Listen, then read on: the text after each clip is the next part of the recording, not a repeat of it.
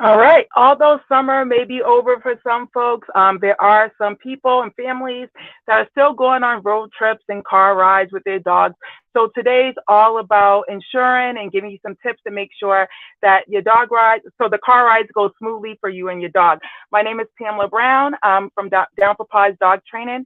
We provide practical solutions to make living with your dog a lot easier. So what I want to do is jump right into how to prepare your dog for the car ride. So first and foremost, if you're taking your dog on a car ride, you can use either a crate, or if your dog's not darting back and forth across from the seats, you can actually just use a harness and use a seatbelt to buckle them in. So first things first, if you're going to be using a crate, you want to make sure that your dog's used to is crate trained and used to being familiar with the crate. And you can absolutely start that indoors before you actually put the crate in the car. And what you want to do is just simply take some treats, toss them in a crate, and it's just about creating a positive association between going in the crate and being in there. And most dogs, they do love food, so just tossing treats in there, letting them come and go as they please, just to start to create that positive association in the crate to make sure they're having good experiences. You also want to remember safety first. That should be the top priority. Again, if your dog's the type that's going to jump back and forth across the seats, I do have a small seat belt that I use. It clicks right into your belt buckle, and you can just put your dog back there on the seat belt, so they're not jumping back and forth. Or again, putting them in the crate, that will be just fine as well. Moving forward with practice, practice is going to be key. Is going to be make practice makes perfect. Just because you don't, although you're probably thinking, you know what, my dog goes for car rides all the time, they're going to be fine in the car. But if you're going for a long car ride, which is, if you haven't driven your dog more than like an hour or 2 hours, or it's like a 20-minute drive, you want to start practicing that now. You just don't want to, say, oh, we're going for like a 3 or 4 hour or 24-hour road trip. Let's see if my dog's going to do okay. So you want to start off with short drives, essentially, so they can start associating those rides with a pleasurable experience. Again, usually what I like to do is either bring a dog toy, some treats and stuff.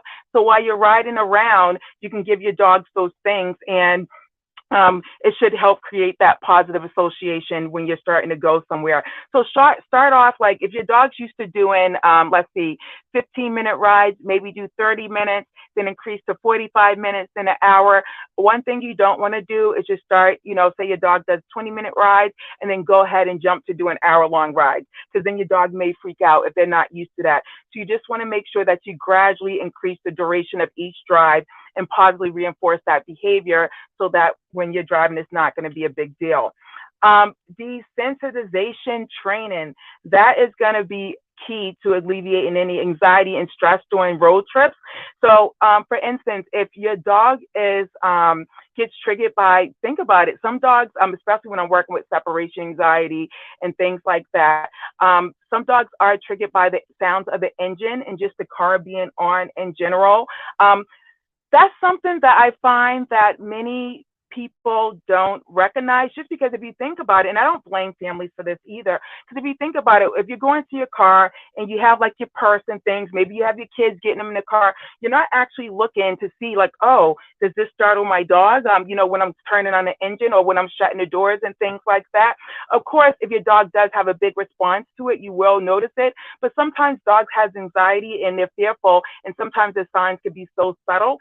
So before you go on that long car ride or road trip anywhere, or just a car ride in general, take your dog out to the car and do those subtle things like opening and closing the dog door. I'm not the dog door, your door, and seeing if your dog jumps back, or seeing if they're fearful or things like that. And again, creating those positive experiences, using treats, tossing them in the car so your dog wants to get in, or opening and closing the door while you're feeding them treats. That's how you help desensitize them as well. Let's talk about on the road essentials, since we got some foundation stuff done just to make sure the trip is going to be stress free. I would say especially if your dog's a puppy, you want to start to take breaks every 2 to 3 hours just to ensure that they get an appropriate amount of fresh air. They can stretch their legs and things like that.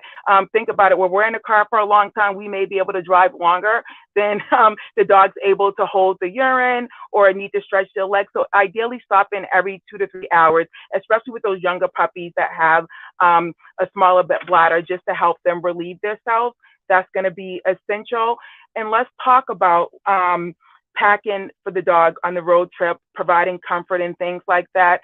I would say provide those things, just like when we're on the road trip before we go. I know I like to get my AirPods, get my little playlist queued up, and there's certain things that I like to do to make me feel comfortable, and your dog would enjoy that too if you provide them with treats. You can provide them with blankets. I love utilizing. I always tell my families, if you're going on a road trip, get that stuffed Kong together, or if you have a bone that your dog loves chewing on, you want to make sure that they're engaged while they're in a car. We have music to listen to. We have our AirPods. We have our phones. But if you think about it, we put our dogs in a crate. We may put them in the back seat, and then they're just like, all right, what am I, supposed to do? So ideally, stuffing a Kong, freezing it for a few hours just to buy you some time, so it gives the dog more time to chew through. Or a bone, what I like doing to make it more interesting, if your dog's not allergic to peanut butter, just smearing some on with a spoon, freezing it, and then bringing that along for the car ride. So again, they have something to do. And chewing and stuff like that is very exhausting. Hopefully by the time you give them that, they'll finally, just go to sleep and things like that. Last thing, which is really, really important, the worst thing is to go on a car ride and figure out that your dog has some sort of motion sickness or things like that. So your dog, if you haven't taken it, some dogs, even if you're thinking like, let me backtrack a second, even if you're thinking like, well, my dogs go on car rides, they're fine. But some dogs only get the motion sickness. I have one client that I'm thinking about in particular that I'm working with, and she drives her dogs everywhere, but she noticed after about 20 minutes, the dog gets kind of woozy. So you always want to make sure that if you're going on those long car rides, this is going back to the first tip, is just make sure you practice in increments, gradually increasing that time that you're going on rides. Because the worst thing is like driving along on a highway and your dog's back there vomiting, or sometimes they just don't feel well and they just kind of crouch down in the seat. They may not eat, which is not good for a long car ride. So if you feel like that your dog is getting does have motion sickness and stuff like that, it is worth talking to your vet. I always recommend that before you go on any type of car rides, just because they can give you possible medication to help reduce some of that. There are some natural remedies that you can use as well, like ginger is supposed to help settle the stomach and things like that. So be sure that you're taking all these things into consideration when driving with your dog on long distances or even short distances, some of these things that could come into play. So let me just wrap this up and go through all the key points here. And as always, if you have any questions or anything, just drop them in the comments. I'm around if you're following me. So of course, preparing for the ride, either use a crate, familiarize your dog with the crate. You can use a seatbelt if you don't want to put your dog in a crate. Safeties first is all being sure that your dog's buckled in securely. They're not leaning too far out the window where they may jump out. I have seen that on the highway. Practicing in advance, short car drives, desensitizing your dog to open and close the door, turning on and off the engine, especially for the puppies who may not have that experience in the world yet. That's definitely going to be key if you're actually socializing them. That's a whole nother life. Essentials on the road trip to make it stress-free. Make sure you're taking plenty of potty breaks, bringing toys and blankets along, anything that's going to keep your dog engaged. Stuffed Kong's ideal, collagen bones ideal for a dog too, just so they can chew and keep engaged. We have our headphones, our AirPods and stuff like that, and music. They don't have that. So think about things that your dog enjoys that's going to keep them busy. And last but not least, motion sickness. If you notice that your dog has motion sickness, is getting sick on rides and things like that, talk to your vet. They can give them medication, or you can simply just use some type of ginger treats or ginger cookies and things like that to help settle your dog.